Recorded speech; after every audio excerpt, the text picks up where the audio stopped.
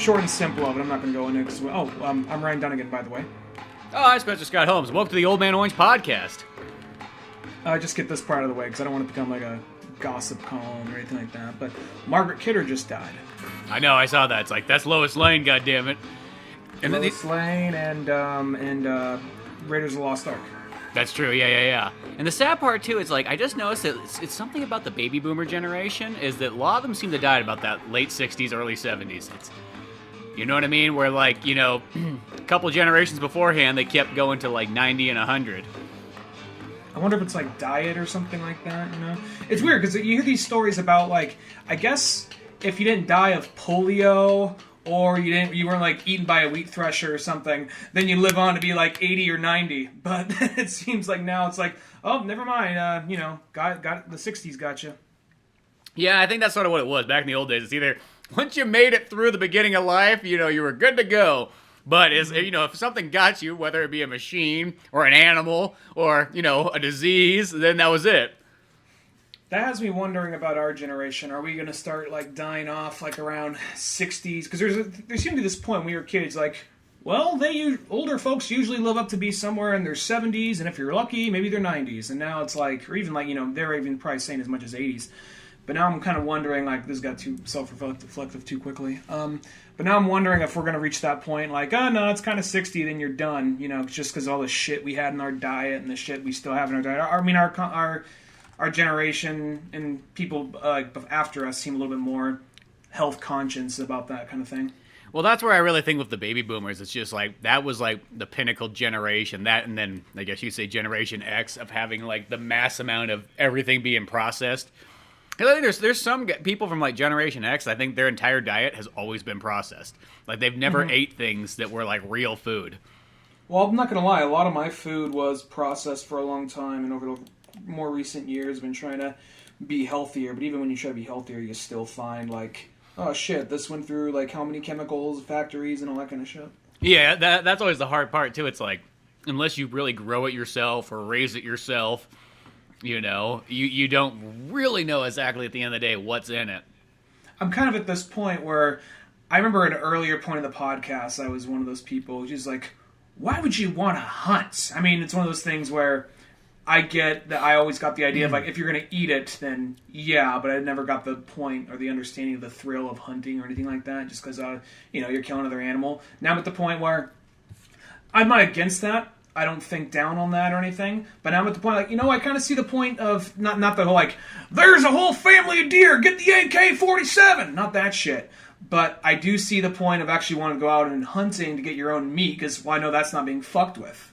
Yeah, exactly. No, it's like, because I'm very, like, pro-hunting when it comes to, like, that sort of stuff, and I think that, like, the hillbilly redneck kind of, like, shoot 'em all kind of thing, I think that stereotype has been way more blown out of proportion than, like, the true hunters. Because technically, at the end of the day, hunters are the only people that pay for conservation and all those kind of, like, really the people that bitch about, like, oh, you shouldn't eat meat or anything like that. They're not doing a goddamn thing to help those fucking animals out in the woods and so on. But the hunters, they got to pay their licenses, they got to pay their taxes, they got their groups and so on. That's actually what helps that stuff out. So, like, I get that part. Because the thing, too, is, like, you know, you go out. It's not like you're out there, like, shooting a fucking deer every morning, like, throw that one on the barbecue, yeah, I'll eat as much as I feel like, and then I'll kick it out to the dogs. It's like, you know, you go out, you hunt, and then, like, that could last you, you know, months, you know what I mean? Exactly. And I'm not going to lie, there was a point in the very early on in the show where I was much more, like, not anti-hunting in the aspect of, like, you shouldn't eat any meat, nothing like that, but to the just kind of anti-hunting culture. I think because we grew up around a lot of those kind of guys, and I just associated like negative attributes to that. But then at the same time, though, after just doing a little bit of research and actually listening to like hunters, like, oh no, I actually fucking get it. I don't even know how we got here, but yeah. But now I'm at the point, like, if I was a little younger, I kind of wish I learned how to. I'm still not a huge gun nut, but learn how to handle a gun better and actually maybe go out. I think it's more of just a matter of having the time and having the money to go out and do that. And that's not me putting down like hunters or anything like that, but I think that's a big part of it. Just like, okay, I got to make sure this thing, just, you know, planning it out, knowing the season, and actually being, you know, skilled enough to go out there and do it and make it worthwhile. Well, then that at the end of the day, that's totally what it is. It's like you need a lot of free time to be like a hunter, unless you're just out in the middle of the woods, like just fucking going primal like a hunter gatherer once again. But like really to kind of stop and be like, okay, because it doesn't just happen just instantaneously. Well, I don't know. Sometimes I feel like I could just go outside and like have a kill Works like fest. a random, goes like a random RPG, like Earthbound or something. Oh, there's one. Oh, cool. Yeah, so it's gonna, might take, a couple of days and so on like that, and the training and preparation and so on. So there is a lot of work that goes to being involved in doing that, and I think that part right there, it's like, because that's how I feel. Like, to me, like I'm always trying to minus down the least amount of like excess stuff I can do to have the most amount of time to work on stuff. Whatever I can do to save time, awesome. So I don't mind paying a little bit extra if it saves me, time and hours and so on, because that's more important to me than it is to being like, oh, I'm going to save a nickel and dime here and there. Mm-hmm. Yeah, I don't blame you for that. Especially just when it's one of your childhood. I mean, granted, that movie came out way before we were born, but or like 10 years or so. But when one of your childhood crushes goes, it's like, oh shit, yeah, there is a clock here, isn't there? Yeah, I mean, I think about that every single day. Nowadays, it's just like time is the most important thing. And a lot of people are still always wrapped up in thinking that money's the most important thing. It's like, well, that doesn't fucking help you when you're dead. You know what I mean? That whenever I see people, they're just like, oh, I'm just saving all my money, and it's just going to be all good, in 30 years from now. I'm like, fuck it. I'm like, I could die tomorrow. I could die right now. And this computer could explode in my face. Maybe I'll get, like, some kind of cool, like, Punisher, like, villain superpowers. But other than that... Become, like, the male Livewire or something? Yeah, exactly. For the most part, I just assume that I'm going to die at every corner. So might as well fucking, like, take the most advantage of it as possible. Just death and murder around every corner. Like, sound like a Woody Allen movie. Just like, I'm just imagining you just walking through the Big Lots like store, just afraid the fucking, like, we're in California. What if you have an earthquake and this whole aisle just tips down on top of me? Good thing though, on the east side of California, you don't have those worries.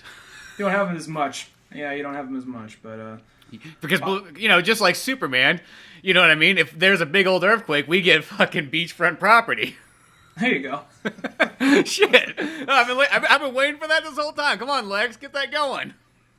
Yeah, I'm right at where the beachfront property would be, or part of, or would have been given the view and all that.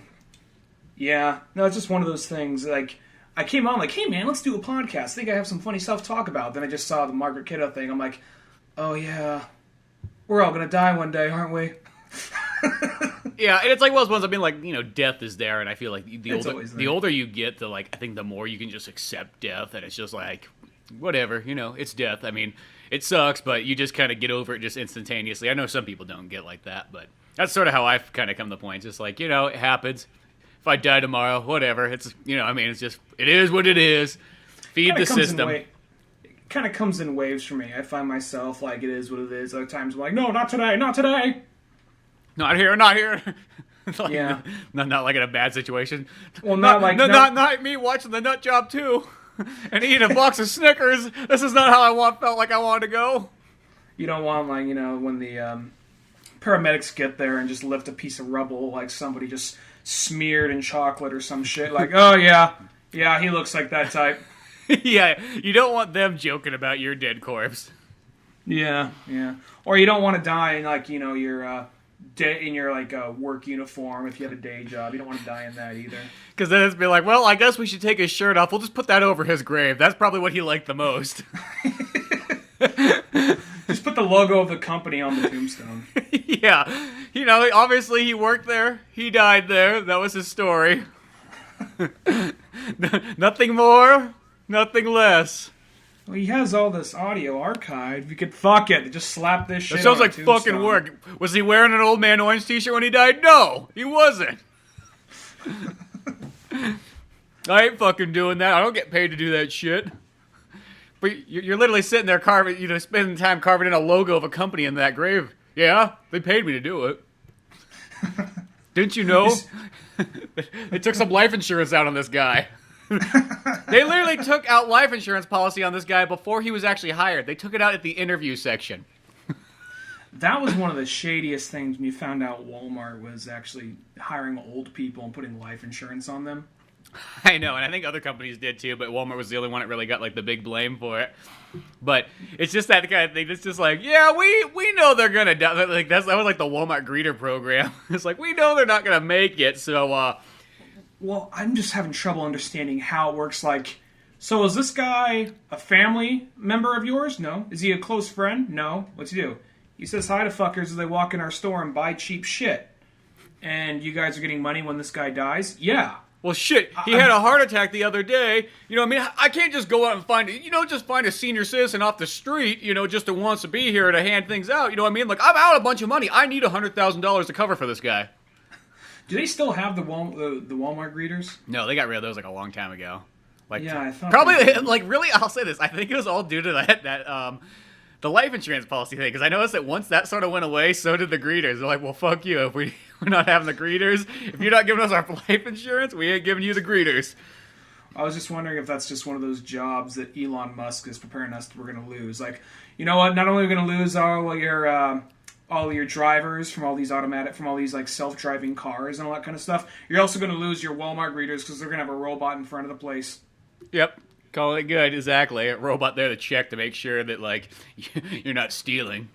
I remember even seeing early stages of that when I was a kid back in, like, a mall in San Jose. They had, like, this big... It's one of those things you see, and it's like, I was past the age to like Sesame Street, but I was still able to appreciate what they did. They had a whole Sesame Street store. And it was even made to look like you're walking down and through parts of Sesame Street, Mm-hmm. And at the front of it, they kind of had the equivalent to a Walmart greeter. As you walked in, there's a trash can lid, and Oscar the Grouch, an automated Oscar the Grouch would come out and be like, "Welcome to Sesame Street," and then go back down into the fucking trash can. And I remember thinking, like, man, if only they did this something cool with, like, Star Wars or Mario or something like that. And it was so funny, though, because that somebody had this vision. Like, dude, we just want to put kids right in the feeling of Sesame Street. We even have an Oscar the Grouch right in the front of it that pops out, welcoming people to the store. And then, after a while, though, kids being kids are really cruel. They fucking hit the thing. And I remember not even within a year, the thing wouldn't even come out of the can. You would just hear like its head hit the top, but it wouldn't come out all the way. Like it was coming out. It would still be a guy like a boy comes over, kicks it straight. You would still hear him like, "Welcome to Sesame Street," but it would be one of those things where you just hear like top of the lid, just boom, like he couldn't come out all the way. Like, they beat me. I'm not coming out. I know I'm a grouch, but these kids, they fucking beat me. I can't handle it no more. I try to. One of them tried to fuck me in the face. I got this big old mouth that's just eager and waiting for something to go in, but still, I know I'm in a back alley and living in a trash can. I know kids get confused and they also try to fuck anything that moves, but still. I just kids just going up beating this thing every day, just like, somebody's like, I had an idea, I had a vision, but children just being children fucking destroyed it. That's why it always makes me laugh when people kind of make projects and it's almost like they don't have like teenagers in mind when they're making them, because that's like one of the first things I think about when I see something in the street. Be like, oh yeah, that's gonna get fucked up in no time by a kid. Like it's like when you're a guy, that's gotta be a skill set you have to have when you're setting things up out in the public. Is be like, what will the teenagers do to this? Like that literally should be a questionnaire, and you have to fill that out in detail because that's a very important thing. Just destruction will find its way somehow. Yeah. It's one of those things, like, because that's a thing that a lot of you don't realize it when you're younger, but it's just like, sure, you might have the kid that, oh, look, I made this thing out of Play-Doh, or I did this really nice drawing, let's throw that in the fridge. But a lot of kids are really just made to destroy shit when it gets down to it, whether they intend to or not. Mm-hmm. And I think that's sort of part of it. It's like that learning thing. It's like you build stuff, you destroy stuff, you see what happens. It's like, it's like whenever you go into like a public restroom and some dumb little like cockhole fucking had the sinks going and then plugged the sink up with like paper towels or something and just overflooded with water. It's like that some people just want to watch the world burn kind of thing. Yeah, I remember like in Tim Allen's book, he mentioned this. He's like there should be a theme park for men where it's like construction zone and destruction zone, and it's got both of it. So like you could go there and it's like you got all these cool things that you can play around with. And what he was talking about was almost like, you could build whatever you want. They got all the tools you need and everything you like that, and you can build the coolest thing ever. And then there's the dark world where it's destruction zone, where they give you like, bombs and dynamite, and you can get up there and like, smash things and watch buildings blow up and crash and so on, just to like feed that inner urge. I mean, we all have that inner urge, but I think it's like when you're a kid, when you're like, what's this? I don't care. Tip. Not my problem. Yeah. I don't pay taxes. Whatever. Just like when always with a basketball jersey and a backwards cap. I wonder if that's what it's still going to be like in 10 years from now.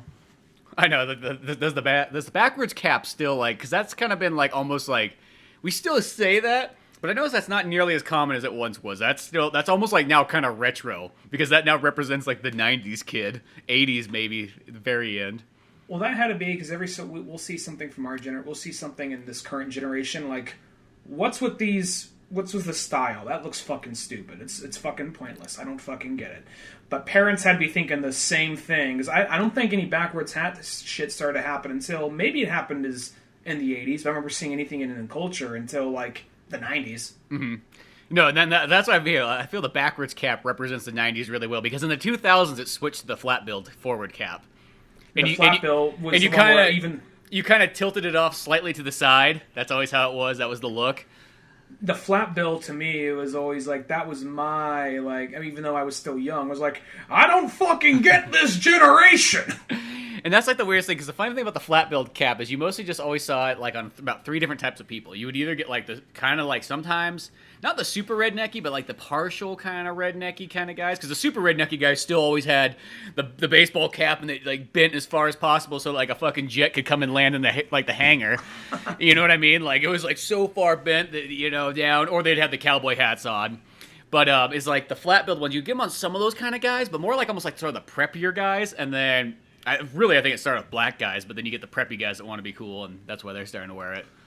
Well, I think it depends on the hat when you start seeing it, like on Good Old Boys. You get the Good Old Boys where it's like, they're more of kind of like, they really like UFC, and they like to go quadding, but they don't have a job where they're out there like, at like the mill or anything like that. They still, you know what I mean? It's one of those things like they're dipping their toes in the redneck pool, but not fully embracing it.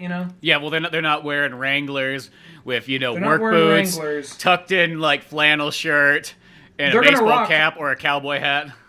They're gonna rock some like country bullshit, like all the boys around here drinking ice cold beer, chew tobacco, spit, or whatever that fucking song is.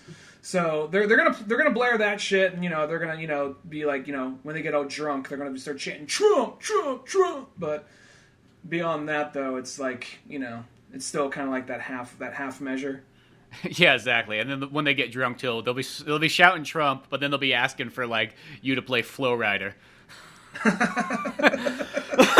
Because that's what happens. I don't know how that seems to sort of work out, but it kind of does. Like, you get the most racist, like, whitest cowboy redneck guy you could possibly imagine. Sometimes, like, if he gets drunk enough, he starts wanting to be black. I don't know how it is. It's like maybe this like inner thing he's trying to like suppress, but really deep down inside, he wishes he was fucking breakdancing and beatboxing and fucking being cool, but he can't. So he's like, I can't, so I gotta shelter it deep down. He like really loves the Chappelle Show, but he only says it around certain people. But he doesn't say it like when he goes out. Yeah, that's totally what happens there. Yeah, but no, it's I feel like that though. What was I gonna say regarding the flat bill? It's one of those things where I'm wondering what the next one is gonna be. It's always kind of hard to figure it out. Like there's the. Like, I don't get... It's just one of those things, when I see when I see, like, a kid, say the kid is, like, fucking... I don't know, like... Parents, I get they want their kids to look good, they want their kids to look stylish, or so they get a girl or whatever. I'm just clearly thinking more in this stance of a male, but, when you have the kid... What? He's either there, or he's talking to his daughter. Okay, I want you to look good, I want you to look sexy, I want you to get a girl. Don't you dare come home with a man. I always feel like for a man, like as a father, like almost like the idea of like your daughter being more of a lesbian almost seems like, no, that seems about right. Then she'll never have some dirty fucking little boy over at the house. I think it's one of those things like another one. Like we reached that point, like another woman's actually going to show you respect. So you get out there and you eat yourself some pussy, honey. You know, and then 1 minute, like he brings back a boy. Like fuck, I was hoping she'd come back gay. Then we don't have to worry about some little fuckhole trying to impregnate her. Yeah, exactly. You know what I mean? Like. She can live with her, like, girlfriend for the rest of their life. I don't got to worry about anything, you know what I mean? They're going to be taking care of each other. It's going to all work out fine. The world's accepting of this nowadays. It's perfect, you know what I mean? That kid, I don't know where he is. He probably can't even change his own tire for all I know. I bet you the woman can, though. I bet you she rolls up her flannel and everything like that, and she can lift the car with one arm. Change the tire all at the same time. I know this because my daughter is obviously the feminine one, so I see how this works. I've studied it before. It's called people watching. I was one time having a drink with a friend of mine who was a lesbian, and she was saying to me, she got a little drunk, and she was being kind of quiet, and she was like, here's the thing I don't get. And this is entirely her saying this shit. Like flat-billed caps. What is with them? Not even that. No, she was saying something to the effect of like, as a woman, I'm going to say this. I don't get why some women try to look like dudes. I don't fucking get it. She's saying kind of loudly, and there's like, you know, San Francisco's. There's a couple like a more butcher looking lesbians, just a few seats down. Like, shh, all right, lower your voice, like almost trying to stop like a fucking like you know like lesbian hate crime happen. Like I don't get. Because I wanna fuck a girl because she looks like a girl. I don't want to fuck a girl because she looks like a guy. If I wanted a guy, I'd fuck a guy. I don't get, just like, oh, let's take the conversation over here. So just kind of interesting hearing that side of it, because usually a lot of times you do see it's like one is a little bit more masculine than the other. Not always, but you see that every so often. Well, yeah, I mean, that kind of goes both ways, I think. It goes both ways. I don't know what it is, if that's just, like, if that comes down to, like, weird, like, just primal instincts, like, you're supposed to go for the other side, but since now you're in the gay section, you still need to find somebody in the other side, but the other side of the gays is, like, I don't know if that's just, like, some weird built-in DNA thing, like, you're not thinking that, it just kind of happens naturally. It could. It's like, I'm really good at cooking, so I need someone who can change the tire on the car with one arm. Well, I need the outfit for that, so give me my flannel and give me a buzz, give me a crew cut. Yeah, give me a backwards baseball cap and I'm set to go. No, but she was all frustrated because there was a girl at the end of the bar, and she was like, that girl is so fucking cute, but that stupid fucking haircut and the stupid fucking tucked in button up shirt, and she's complaining. She's dressing like she's at the rodeo. Yeah, she was complaining about like, God, that girl's hot, but I can't get past that. I'm like, oh, I'm sorry. Better luck next time. Yeah, it's what's the weird thing too? It's just like a lot of times how like that look can be so similar to like the redneck cowboy guys, but those guys would have such fear of that at the same time. Though at the end of the day, they're probably like the same people deep down. Like at the end of the day, they probably would get along perfect. But since the cowboy guy has so much fear, or the redneck guy, I'm not gonna say necessarily the cowboy guy because I feel like that puts too much of a pressure on. I'm gonna say like the redneck guy has too much like fear towards like people of change. Goes full tilt, boys don't cry. Yeah, exactly. Like he would freak out, be like, I'm gonna kill that lesbian now. That's just the weirdest thing, because you think it would be kind of one of those things like, oh, okay, I guess she likes chicks too. That's weird for us. We're not used to that in this small little redneck town. We're going this way. And then they full on just like ends with them killing her. It just ends like that. Like, really? Oh. I mean, I don't know. Maybe it's... I mean, they're clearly not meant to like them, but Yeah, it's a movie, so it's going to be definitely like more geared towards that. But I always kind of thought that was weird too. It's like, seems like most guys at the end of the day be like, okay, well, this is the stipulation. We got to watch you fuck. You'll leave this town safe, but that's just what it is. You know what I mean? It's for science. Yeah. Even though we don't believe in science, we believe in the Bible. Yeah, the Bible's, our science, though that's not really how you put it, but I'm trying to put it in your lesbian words, Dude, fuck you! Stop trying to confuse me! But yeah, that one I just felt like, I mean, obviously that probably happened at some point in time somewhere, but I feel like that's still not like the norm, even though they still are scared of, that weird fear. I don't know. I think that's the point. Once you just start accepting that death is around at every corner, just that fear just goes right out the window. If you start relying too heavily on like a fucking like religious view, then you just are filled with way too much fear because you assume that everything's going to work out for you in the long run, but maybe it won't. Well, when I was younger, and don't take this as us being like, me being like, I escaped religion, but I mean, when I was younger, I guess you'd call me a Christian, but it wasn't like, I was a very lukewarm Christian. It wasn't like we went to church or anything. It was just like, Mom, what happens when we die? We go to heaven. Why? A dude named Jesus. Mm-hmm. That's it? I mean, there's movies on it we could watch. Okay, we could watch them. We had a Bible, but we never really fucking read it. We never went over it. Just like, yeah, Jesus is real and there's heaven. Cool. And then, the more you actually kind of look into it. And so I believed that for a long time when I was a kid and never really, it was one of those things like, we're good people, so we don't gotta go to church, do we? No, we don't have to go to fucking church. Like that kind of thing. Like, as long as we say he's cool, we don't do bad shit, we're not gonna go to hell. Yeah, pretty much. And then you gotta hear all the different variations of it. Like, you gotta do this, you gotta do that, you gotta do this. And all the just same thing, just, the off-brands or whatever. Yeah, exactly. And then you just kind of eventually reach this point where I just kind of talked myself into thinking, like, this is all probably just a bunch of fucking bullshit. So... Well, yeah, that's how I kind of look at it. I just go, it's just a bunch of greedy motherfuckers that can't accept fucking just dying is just it. You know what I mean? They got it, they want. It's people just wanting more shit than they really deserve in life. And I think that's kind of like, that's what bothers me about it. It's like, no, fuck you. You know what? You don't get anything else extra. You got the cards you were dealt, you fucking play them or you do whatever you want with them, but that's it. You know what I mean? And just because you're a shitty person, just because you believe in a religion, doesn't mean you're going to get fucking more shit when you die. That's fucked up. Yeah.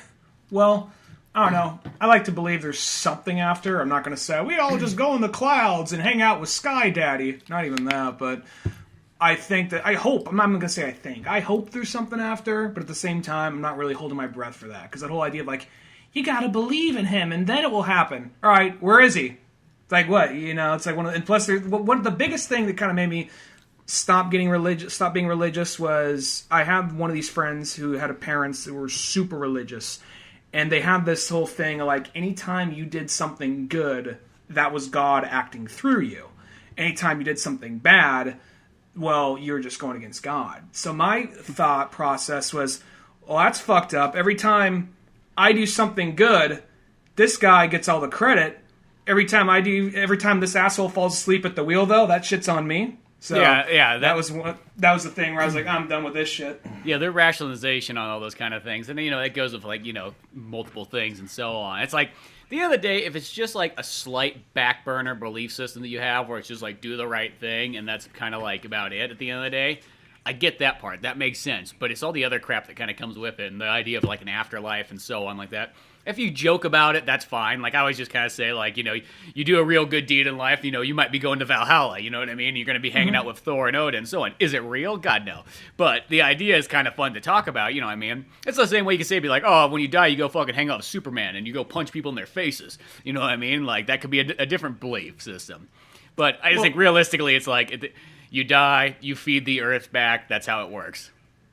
Yeah, I mean, it's cool if something happens after it, but I'm not really holding my breath on it. I mean, they say that, what we see is 1/10 of actual reality, and that's always just shit I'll be honest, shit I never actually studied myself. Shit you hear someone say in a podcast who did some, talk to a scientist one time. Like, okay, I'll just talk take to that a science one day. Hey, you, Mr. Science. It's Mr. DNA from fucking Jurassic Park. In your blood.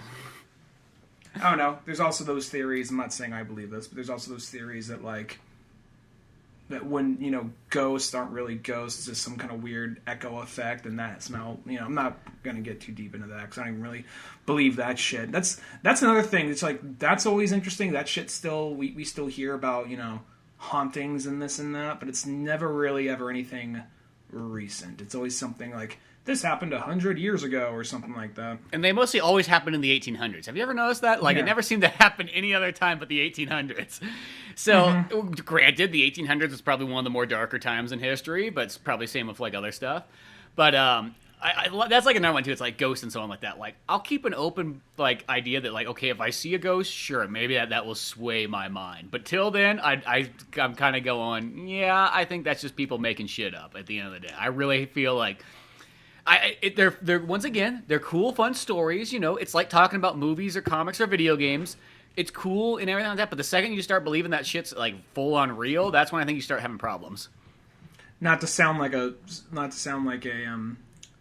self-contradicting like. Good thing we're not talking to a bunch of like 10-year-olds. We'd just be fucking letting them down right now. Yeah. Shit. Santa Claus isn't real. We're all gonna die one day. Yeah, don't believe that Jesus stuff. I mean, just be good to people. That's all you gotta do. But it ain't fucking real. See that ground right there? That's you when you die. You become dirt. You feed that plant there. That plant's gonna be finally happy now. It hates you fucking right now, but believe me, the second you die, it's gonna love you. What was I gonna say?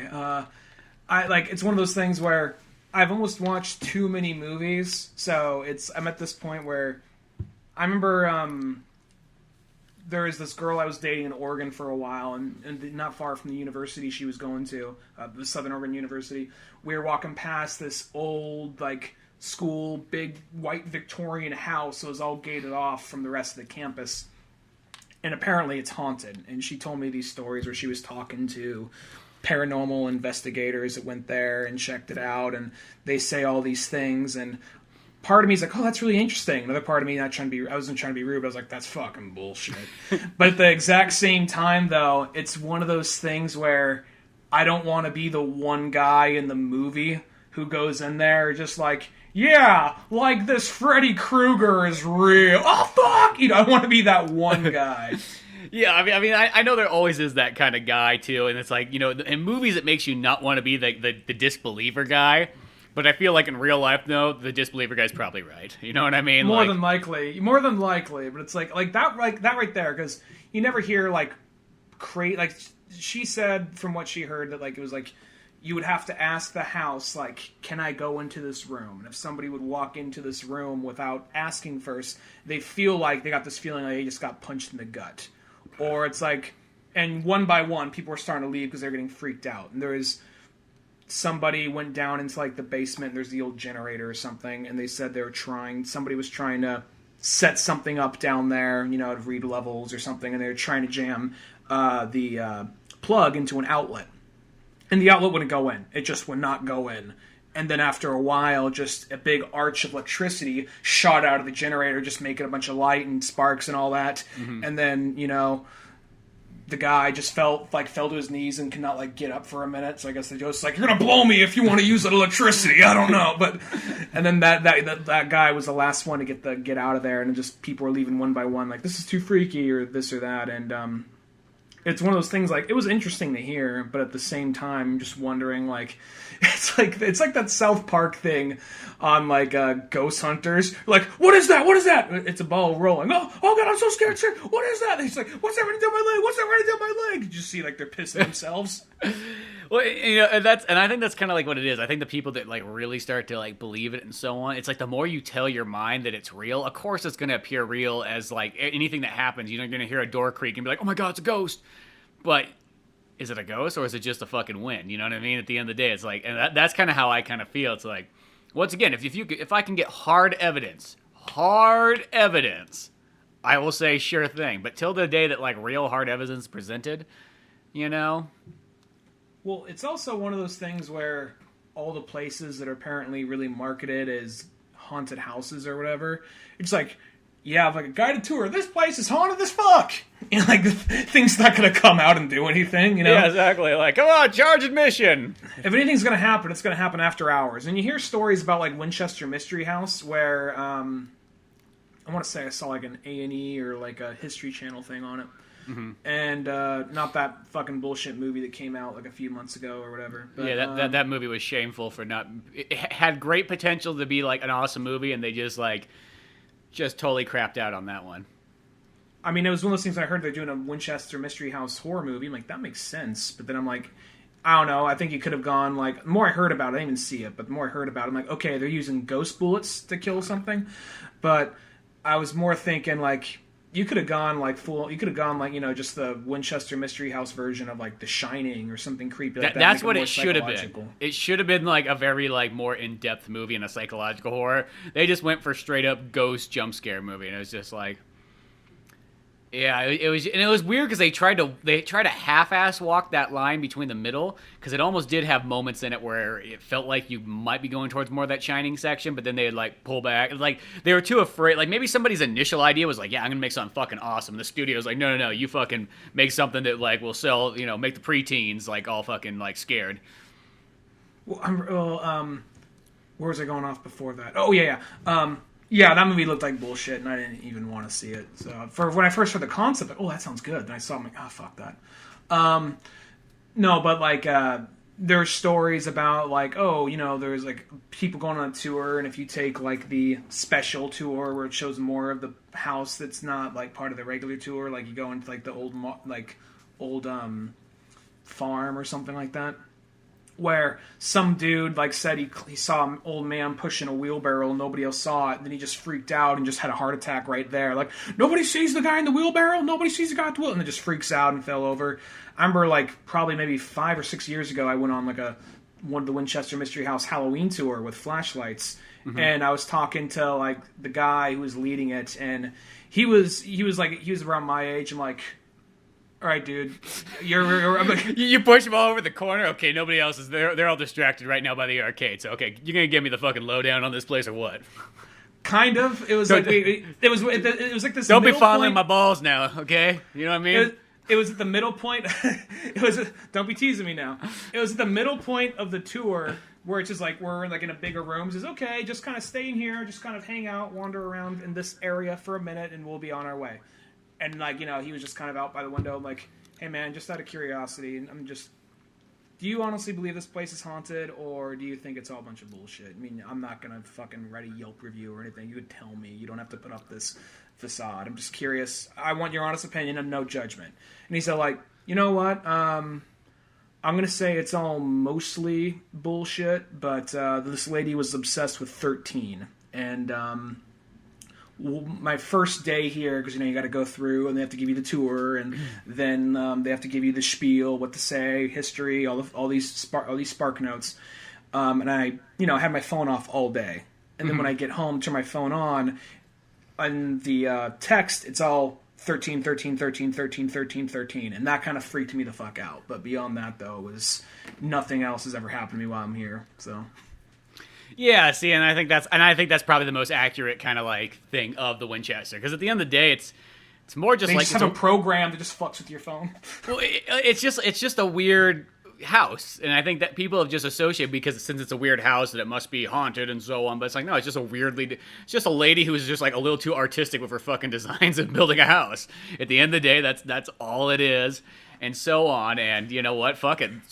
There was a lot of contractors that had a fucking great gig for many years. So, well, it's also one of those things like, okay, so this old bitch thinks that, you know, every time, like she thinks that spirits can't phase through walls. So she was always making this house where rooms and hallways that would lead nowhere, because she was always, I can outwit the dead. Like, they're fucking ghosts. They can go through the fucking door. Whatever. Okay. It makes you just wonder, like, what Mr. Winchester thought of his wife, you know what I mean? Like he's like, oh, gives her something to do while I'm off, like, you know, selling guns to kill the natives. Yeah, you know what I mean? We just got to get rid of these natives. We got a native problem going on. I made a gun that can shoot 7 times. Yeah, granted, the natives got to hold this gun, and now they start using it on us, but still. Whatever, I don't care. I'll sell to anybody. Fuck you.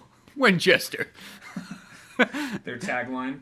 No, yeah. There was, what was Union, Confederate, Native, French. I don't give a fuck. I just love money. Mr. Winchester.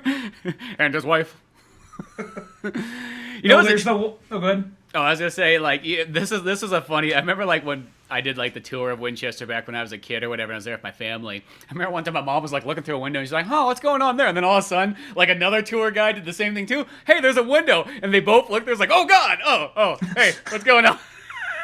And one of those rooms was just a window in the middle of the room. Yeah, exactly. It was like two tour groups were coming together and converging, but you didn't realize. And she stopped to do the thing, like they both like move their hands simultaneously, both turn their head, like lean in, like, huh? They like turn away, look real fast again to see if it's still there. Do the old double take, like it's an Abbott Costello routine.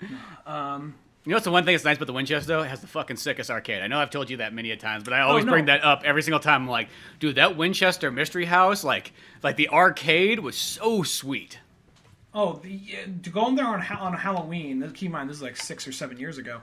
Going there on Halloween, there is a bunch of people like all decked out in Halloween costumes.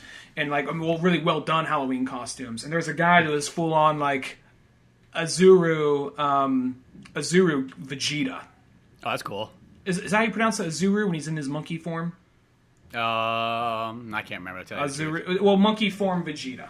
Yeah. And just a bunch of people that went full tilt, like just these super detailed outfits and costumes. It looked like they just got out of a Comic-Con just about, and they're all, and a lot of people, like, they had a really good arcade there, and that's what we were doing basically before and after. I was more partway through, I'm like, yeah, this is cool, kind of creepy, but I kind of want to get back to the Marvel vs. Capcom 2 machine. You'd be like, what would be awesome if you just took the arcade and in like each room, you could go stand in an old room, but you put just an arcade just right in the dead center of each one. Like, I would spend a lot more time in each room. And as they're going, like, and they say to this day, you can hear the spirits here of room 314 of children crying, and then all of a sudden you're Hadouken! Yeah, just over and over. Fuck you, man. Fuck you. Tiger punch. Hadouken! Fuck! I don't know where this came up, but like about a month ago or something, like somehow, some way, like I was just looking up something on. I don't know what I was looking up either, if it was involved Arnold Schwarzenegger or something like that. But I came across this thing. This is all kind of tied in. It was comparisons between Kindergarten Cop and Silent Hill 1, the game, and they took screenshots. And it was fucking weird because the school in Silent Hill was identical looking to the Kindergarten Cop school.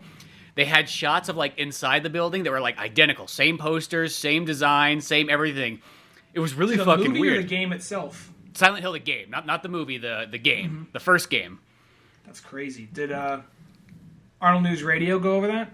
I don't know. They didn't go over that. I sent them when I found the website, it was on like the Silent Hill wiki page or whatever. And it just, as I said, I don't know how it ran up. I was looking up Silent Hill or something like that. And all of a sudden I just stumbled across this. And I was like, what the fuck? Something I think Brandon and Ryan will both like right there. That's actually pretty interesting. And Randy Jennings. Yeah, I sent it all to those guys and so on just to be like, hey, check this out. I think you guys enjoy this. It'd be kind of cool. It's pretty awesome.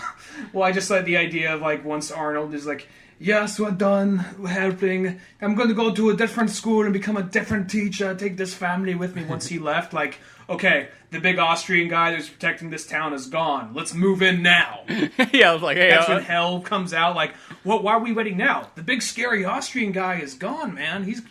He I'm not, like, Devil's like, I'm not fucking with that guy. I saw Conan, I saw Terminator, I saw Predator. They never won. Keep that in mind. He always made it. Well, Terminator 1, I guess he was a bad guy. But, Terminator 2, though, he went the distance there, you know what I mean? He had to sacrifice himself. That was the only way he died. Yeah, so...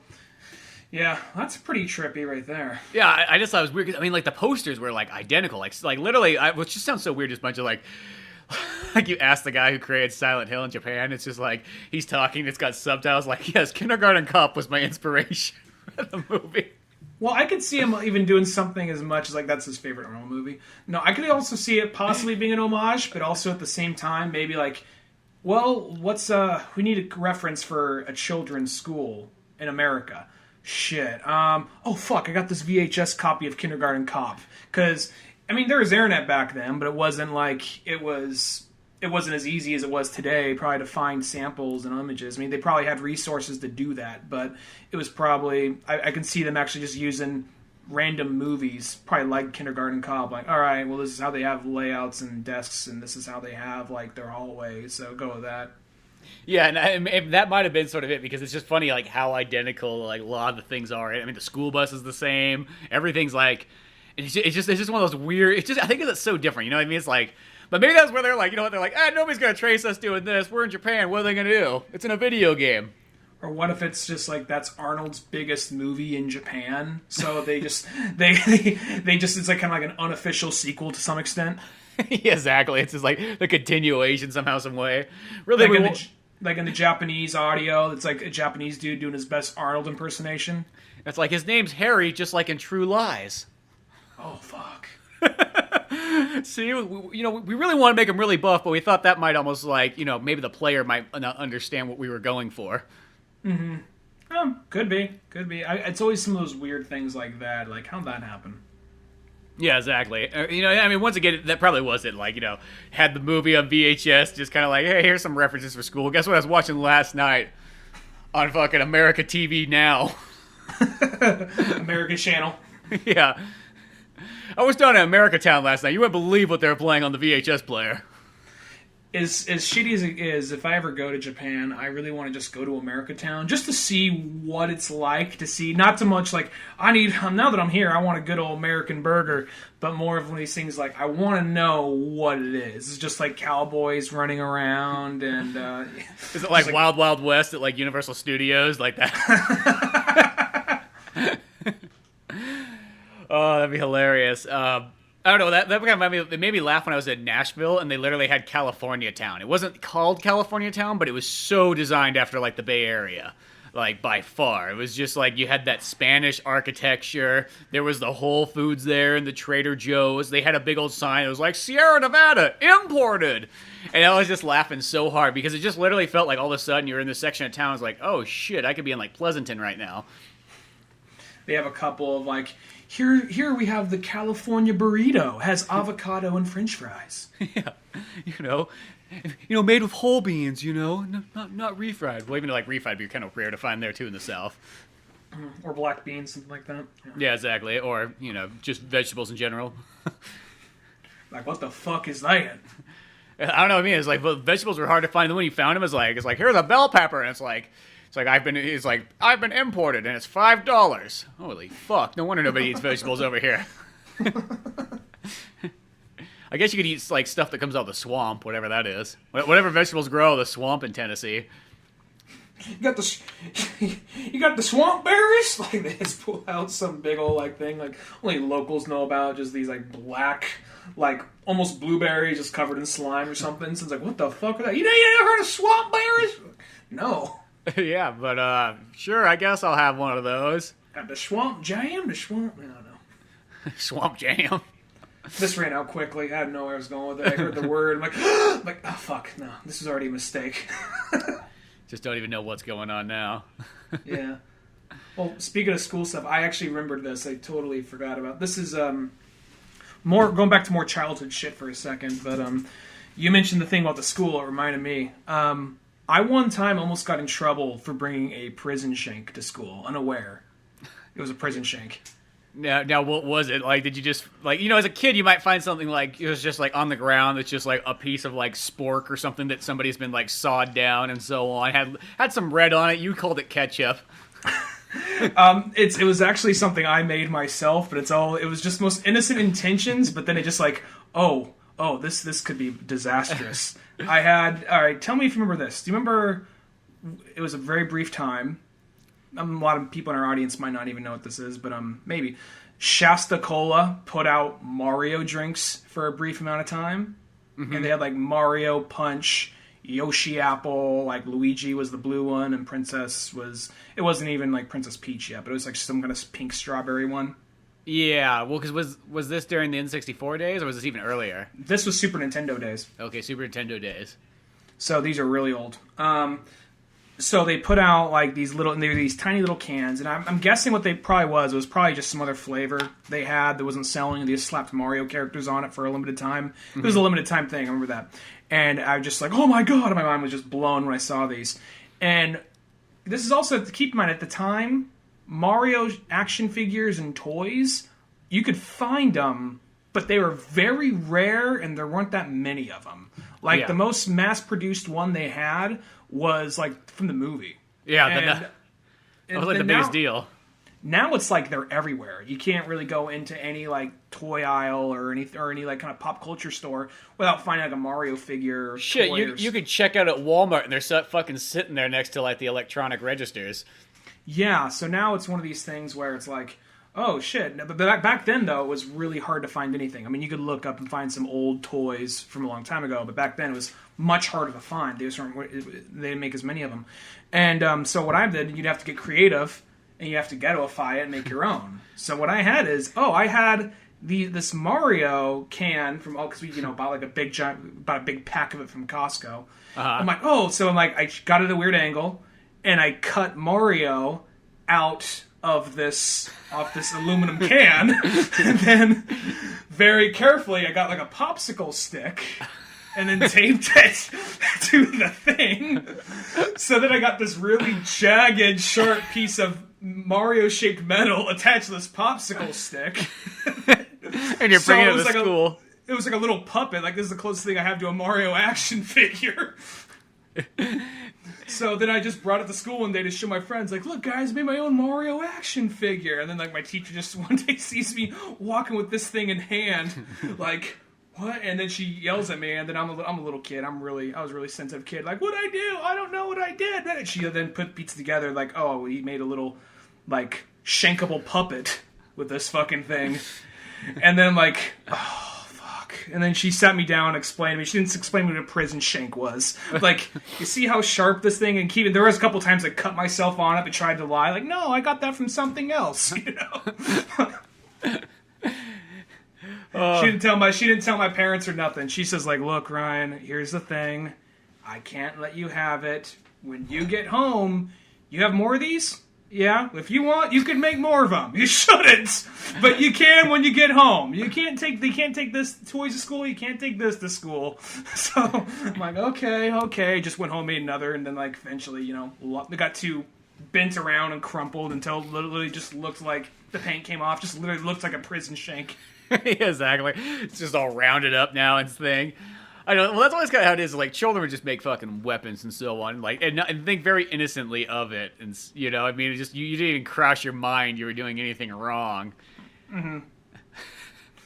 But that's just hilarious that the teacher just kind of sees it, like, oh my god, what the hell's going? See, nowadays I feel like that'd be like a fucking red flag. Be like, oh, your son now needs to go to special school. He's not allowed. Oh, definitely. This I would have been like on a list somewhere. It felt like the '90s was the last time you could get away with, like, you know, yelling out, like, I'm going to kill you later on at the top of your lungs at school, and it would just be like, hey, Bobby, don't say that. That's not nice. Now being like, I'm going to kill you. Oh, my God. Get this kid and get this. You know, it's like, you realize they're children, right? They're just saying stupid shit. That's what they do.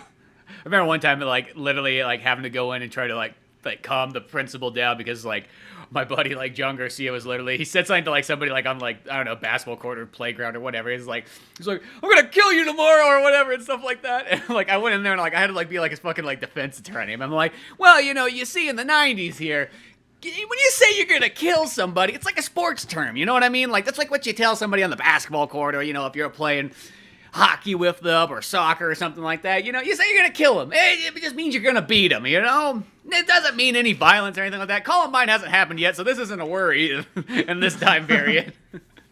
It's like you translate, like, don't worry, I speak jive. Kind of like that a little bit. I speak teenager and adult. I will be as the middleman here. Shit, this wasn't even that. This was like probably like elementary school. 10-year-old elementary school time period. You know, and so on. Hell, I imagine you being the little, like, shyster kid. Like, principal with the top cat hat. Principal, you don't understand, man. Let me really lay it out for you. Yeah, exactly. And then, like, I go to tip somebody with $1, and then as I'm walking out, I pull the cord, and it, like, zooms back in. That shit. Like, you think all Top Cats guys would eventually or all his work associates realize the second he fucking flips you that coin, he's just gonna pull it away like the fucking shyster he is. Like, I believe him this time, man. No, he seems like a solid dude. That's what I mean. Top Cat just had the charisma to be able to, like, do that kind of stuff. It's funny, speaking of those kind of things, I remember, like, these are also, like, all these, like, pre-Columbine, like, things that you could sort of get away with at one point. Because I remember, like, as, like, being kids, we were all extraordinarily obsessed with Command and Conquer, which is an odd game for, like, a bunch of 10-year-olds to be fucking like, oh my god, this is the most amazing thing ever. I mean, like, granted, kids love military, and they love guns and tanks, and anything that blows up and kills and murders, you know, but as long as it's all for, like, you know, sides. So, but, like, being, like, super into Command and Conquer, like, we used to just make things, so we call them battle plans, which is probably, like, the most terrible name to have on a piece of paper at school. And what it would be is, like, one person would draw on their side their whole army, and the other person on the other side would draw their army, and then you'd combine them together after after, like, a half an hour of drawing in class, and then you'd kind of fight back and forth, like you're playing Command and Conquer, but, like, it was, like, a turn-based strategy game, pretty much. That went farther to where, like, when they made, like, like the school announcement papers and so on, we started turning those into, like, battle, like, things. So we, like, cross people's names out and start writing, like, things in there and, like, have Soviet signs and so on. Like Johnny Adams got killed in third period, like that kind of shit. Exactly that kind of stuff. Be like, today they'll be serving atom bombs for lunch. And those kind of things did not go over so well. But that, at that time period, a nice slice of murder. Yeah, they're all war oriented. So I don't know if that makes it better or worse. They weren't like creepy murder like. They were more just like they're literally all geared towards like Command and Conquer, that type stuff. Mustard gas with every hot dog. Yeah, it would be something more like that. But still, at the end of the day, it was just like when like a teacher found that, it's like, the fuck is this? But that time, they'd be like, hey, you guys don't ever do this again, okay? And that was drawings of like machine guns and like Soviet symbols. Exactly, you know what I mean? And like atom bombs going off and nuclear symbols. God, you guys, you wouldn't still be in that school if that was this day and age. I think about that nowadays, like, being obsessed with because Command and Conquer just literally made Soviets like such an obsessive thing with a bunch of people I knew. Like, people had like Soviets like nobody's business, and it's all due to Red Alert. All that Red Alert stuff like really brought it out, but then that started appearing like on everything. Sort of like also another thing, I remember this was like later in high school with like people, the dick with somebody like in a class, you would write like a swastika on their paper, like when they weren't looking, and be like, oh dude, I can't turn this in, what the fuck, you know what I mean? But one time I remember the dogs came and like the sniffing dogs came in, and then they found a paper that I remember like someone like wrote a swastika on. It was like a study paper, so I was like, whatever, fuck him. I don't have to turn this in or whatnot. It's like, I still need to study these words, goddammit. But they found that in there. It's like, here's a swastika paper. I was like, dude, it was John Garcia. Go get him. He was the one doing it. Just totally throw him under the bus. Well, that's one of those things, like, you would actually go to, depending on not United States, but what you'd probably happen this day and age is you might get suspended, and if somebody Instagrammed that or Twittered that, you would have, like, a bunch of people coming after, like, a 16-year-old. Like, how dare you? How dare you? Do you know what you just did? Do you have any idea of what you did and the offense you just caused? Oh, that's totally what would happen nowadays. They would totally, like, not understand that, like, it's just kids being kids and dicking around. I mean, because here's the thing. If it wasn't a swastika, somebody drew a butt on your paper, and it was shitting. Yeah. That was the other thing. So it was between a swastika and a butt. And a lot of times you almost want the swastika more because you're like, I don't want somebody shitting all over my paper, damn it. Don't think I'm gay or whatever. No. Yeah, the swastika I can at least turn to a design if I keep drawing around it like those. Like, remember that game where, like, you draw the lines and you had to, like, connect the boxes together? It's like, eventually you just do that so that it would look like it's not a swastika anymore. It has now become part of artwork in somewhere. Put a few more angles on it. Looks kind of like Ninja Star or something. Yeah. You know what I mean? Because that's what you do. But sometimes you're like, fuck it, I don't care. I don't have time for this. You know what I mean? So then next thing you know, those are left in there. I'm just thinking of the level of shit that people said and did back in, like, early 2000s and, like, all the way, like the 90s all the way through early 2000s, and just how now something like, you hear, I'm not going to try and make it like a tabloid thing, but there's that girl who wore, like, a white girl who wore a Chinese dress, and then a bunch of people in America got fucking mad at her, saying, you're taking someone else's culture. It's gotta be shitty. Like this 17-year-old girl going to fucking prom. A fucking bunch of people on social media come after her, don't even fucking know her. And this is my favorite. When people say that kind of stuff, it's almost like, okay, so should we go to Japan and take away all their business suits from them and so on? Like, because give me those blue jeans. Because they didn't invent that shit. But you know what I mean? Like, when somebody, here's the thing. I'm pretty sure that fucking Mr. Wrangler and Mr. Levi and all that stuff are grateful that there's more people in the world buying their stuff, even post mortem. You know what I mean? At the end of the day, like, they're not gonna be like, whoa, don't be selling those Levi's, those dirty Orientals. No, they're not saying that. They're like, fuck yeah, come and get some of these. Mm-hmm. Well, my thing is when people want to throw that fucking term around, like cultural appropriation, that's that type. At first, I usually just find myself rolling my fucking eyes. I get it if it's to the point of, like, it's in a really tacky way, where it's like someone's, like, in a music video and they're just all, like, start, like, they're wearing a rice hat and they're going, ching chong, ching chong, ching. I get that shit. Like, I get, like, why that shit would be offensive. But it's when it's something to the effect of, or I'm going to say this, seeing someone with, like, a Asian tattoo, like, it looks dumb to me. I'm not gonna, like, scream at you like, that's offensive, but I'm like, that looks fucking dumb to me. But it's when it's something like, you mean this thing they're fucking selling for people to buy? You're mad that she's wearing it? And, Well, and I'll even say the tattoo one, like, okay, it's like, I'm not really a tattoo person myself either. I mean, if somebody's got cool tattoos, I can appreciate that, but it's just not really for me. But at the same time, it's like, if somebody puts a Japanese thing on their arm or something like that, well, fuck, maybe they just like Japan. Like, I fucking love Japan. Like, you know what I mean? Like, what, can I not like Japan? Shit. I was a kid, I put Japan above America. That's the kind of like, because of anime and video games, I realized that Japan was the greatest place known to mankind at 10 years old. So I was putting it like the fucking, like when I had my flags hanging, that was the most important one, was to have the fucking Japanese and the Soviet flag up, because that's what represented my 10-year-old lifestyle. Well, it's one of those things where I'm not even saying like you can't have like that tattoo. Like if it's something like, you know, like it's just one of those things when it's like something written, like unless you really do speak Japanese, you gotta have someone tell you what that thing fucking said. I know that's becoming a stand-up joke from like the late 90s, but at the same time though, when you see that, it's just like, all right, whatever. But it's what the big thing that annoys me is just when people like to point and accuse that, like that should go on all terms then, not just this one right here. You know, and it's like, that's why I feel it's gotta suck to be a kid because of that nowadays. I just feel like, you know, back in the day, you'd get made fun of for like normal things. You know, if you looked too radically different, maybe, or if you're doing something stupid, or you know what I mean, like, you know, normal shit. You know, but nowadays it just feels like you're gonna get made fun of for like so many more things than like you normally would have made. But you should be more open, but I feel like it's the exact opposite now, where it's just like, oh, well, you know, he's wearing a Pokemon shirt now, we can't trust him. He's wearing something from Japan. Fuck that kid. And it's just like, why? Well, it's not even that. Well, I think now it's weird because I think some people just need an outlet and to point at, say, hi, I'm not doing that, so I'm better than this guy, so I'll point at this guy and like shame him or her or whoever. And I feel like the things that they're complaining about, like, all right, like for instance, like there is, going back to the cultural appropriation shit for a second, there's some school that was protesting like some cafeteria or some, like, because like they're doing sushi and we're taking away from like Japanese culture or something. Like, it's just like you're not taking away, you're just making sushi for the fucking day. What's the big? Why do you got to fucking protest that? I like sushi. What's wrong with that? They made it to be consumed. Well, then we can't have pizza then too. Is that what you're saying? Because it's Italian and we can't have you know everything else. We can't have fucking hot dogs and you know fucking what's the German name for hot dogs? I'm drawing a blank right now. Bratwurst and so on. Like what? Like because you know that to me is fucking retarded.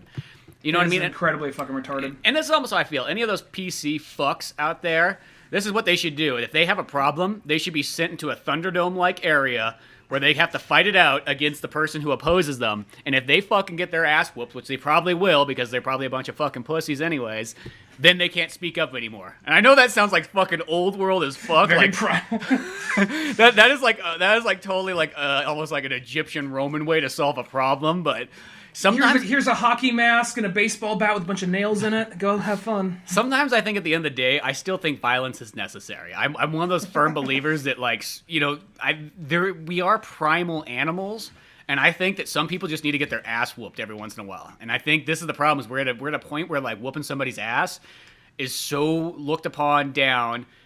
I've said it like all fucking backwards. I was like fucking dyslexic or something. I got it. I was able to piece it together. But you know what I mean? Like it's super like illegal nowadays. It seems like you hit somebody, you can fucking go to jail now. You know, not even like beat somebody, like literally just hit them.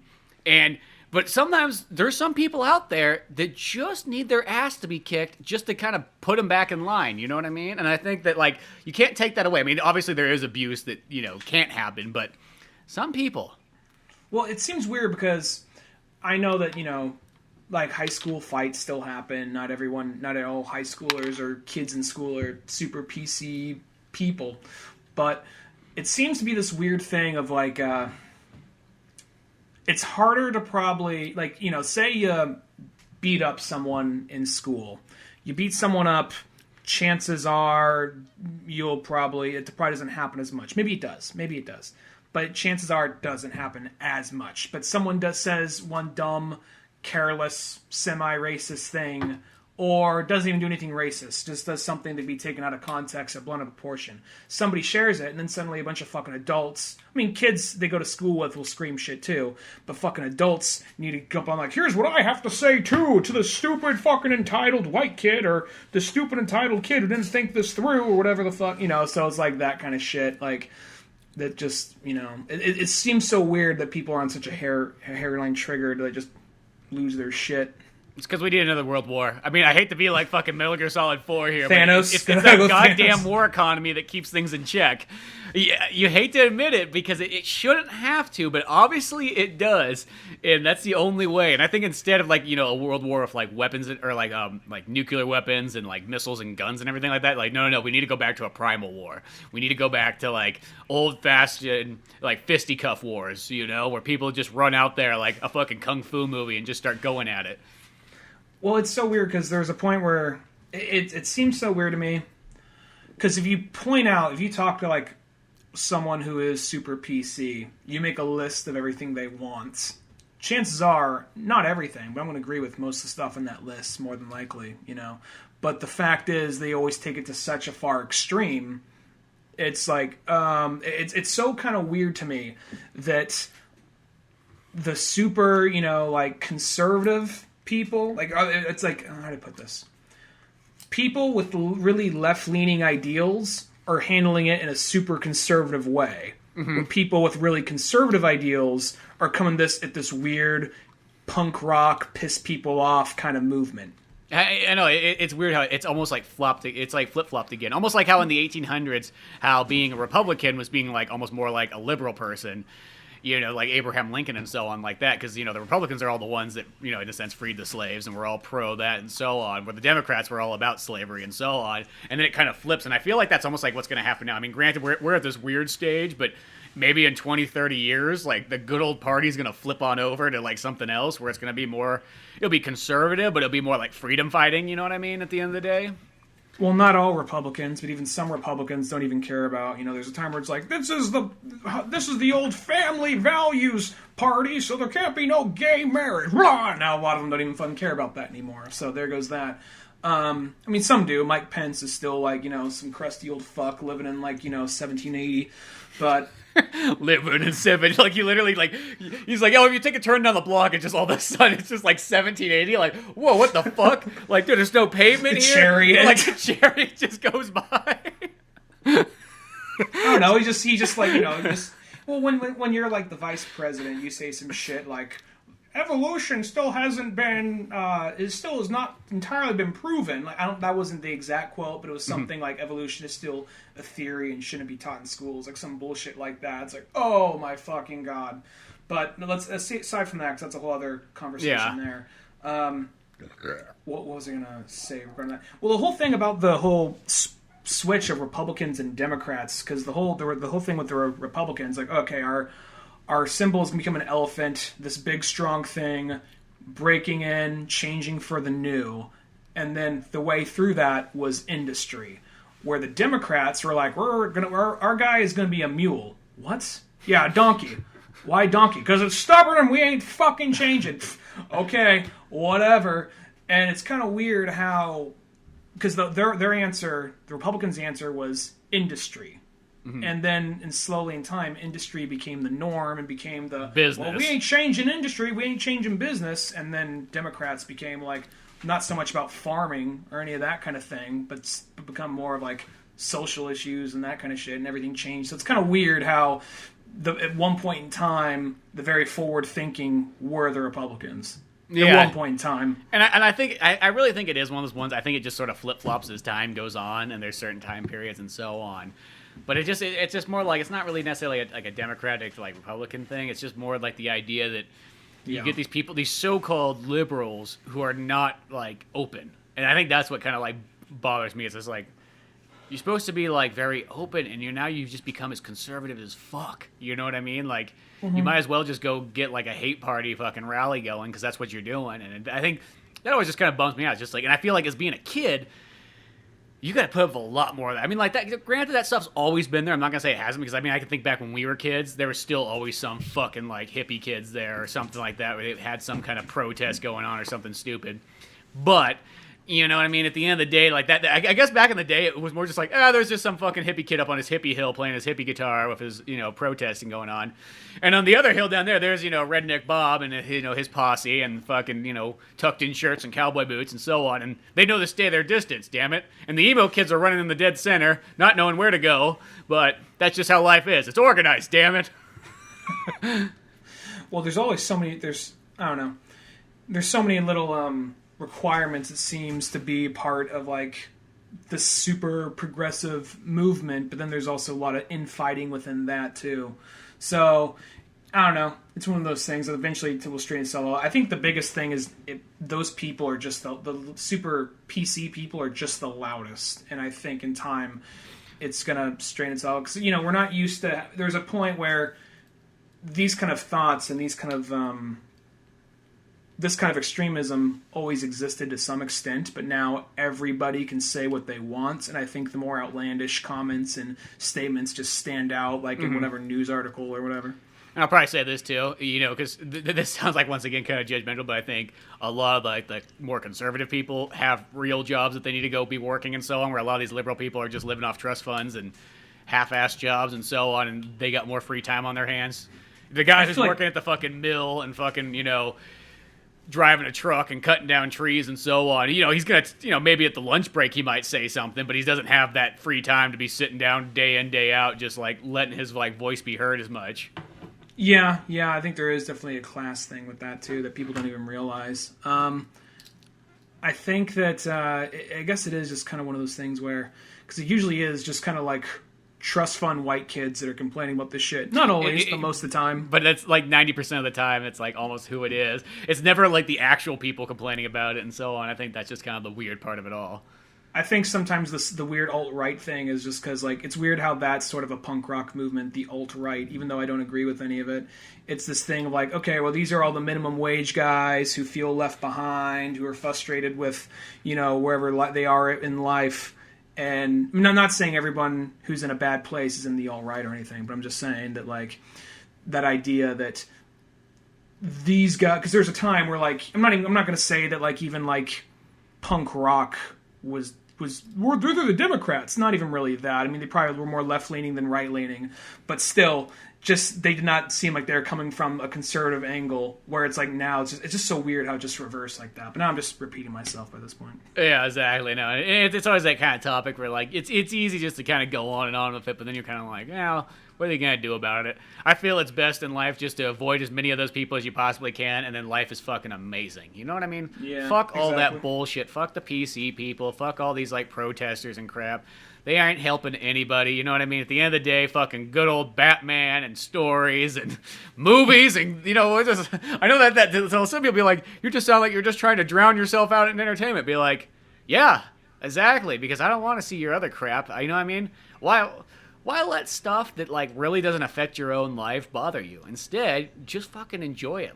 You know what I mean? Do your own thing. We're all gonna die one day. Exactly. We're all gonna fucking die. You know what I mean? At the end of the day. So unless the war economy fixes anything, I'm not worrying about it. Seems like a good place to cap it off. I know. Could cap it off right there with the good old I love those speeches in Metal Gear Solid 4. Being this is how it keeps going on, the war economy.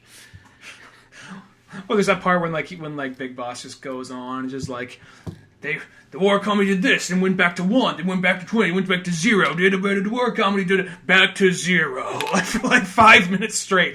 What the fuck did he just say? He's fixing it with that, or Thanos. You know what I mean? I like a Thanos. I'm yeah, he knows what's up. You know what I mean? Give a bunch of hashtag Thanos was right. Well, he's solving problems. He's doing the hard decision. Yeah, is it the best decision? Who knows? But it's the decision to get stuff done, and that's sometimes the hardest. That's the hardest call in life is making the decision almost. You know what I mean? It's would you answer the call, or run away like a little pussy? Thanos answered the call. He didn't run away like a little pussy. That's all I have to say. But yeah, that's probably a good place to wrap it all up with. I don't know what else happened. There was ghost stories that led into scary childhood Shank stories, and childhood what you could get away with in the 90s and 2000s that I just feel you would be thrown in jail in seconds here. You'd be fucking out in that child prison, whatnot, fucking doing pull-ups off the child fucking Guantanamo Bay. Exactly, just fucking working out and fighting people, and I don't know what the fuck kids do in prison nowadays, but shit, they got still playing Jackson marbles. Yeah, do they got fucking video games in prison by this point? You always just kind of wonder that. Yeah. They probably don't have it in children prison, I don't believe, just because this is gonna enhance their violent behavior or some shit. Yeah, yeah, probably in children's prison. I wonder if a regular prison, I guess if you could buy a TV, you probably could buy a video game system. Yeah. I don't know, they probably give you like one of those Chinese ones that's got like 300 games on it. Be like, that's what you get. Be fucking grateful. Just a bunch of bootleg games. Why is Sonic the Hedgehog in this Pikachu game? I don't know, but that's what you're getting. Better enjoy that Sonic the Pikachu. Oh, okay. Well, it's using sprites from the Lion King game for some reason. That's what this background level is. That's weird. Good old Chinese funding this operation here. Yeah. We should get going. But yeah, we'll wrap it up. Make sure to check out oldmanorange.com for more podcasts, cartoons, videos, and more. Check out Pizza Boys the comic on anywhere that there's comics online generally. Well, not anywhere, but the main places. Share, like, review, all that fun stuff, whether it be on the iTunes for the podcast or the Stitcher or the Spotify. You can follow on there and so on. But till then, I'm Spencer Scott Holmes. And I'm Ryan Dunigan. Yeah. And we'll see you some other time. Later, folks. Thanks again for listening to the Old Man Orange podcast.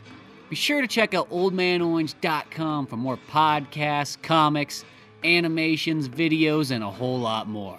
You can easily support the show by buying something from one of our Amazon links on the website or in the show's description itself. Doesn't cost you a penny, but every single thing you buy from there just by using that link to take you to Amazon helps us out a bit.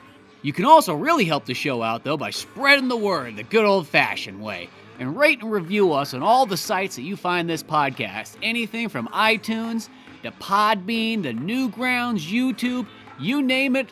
Any little bit helps. Give a sub and share it to your friends, family, any jamoke you see out on the street. You let them know about Old Man Orange Podcast. And be sure to check out the Old Man Orange comic book Pizza Boys on both Amazon and Comixology. Till then, we'll see you some other time.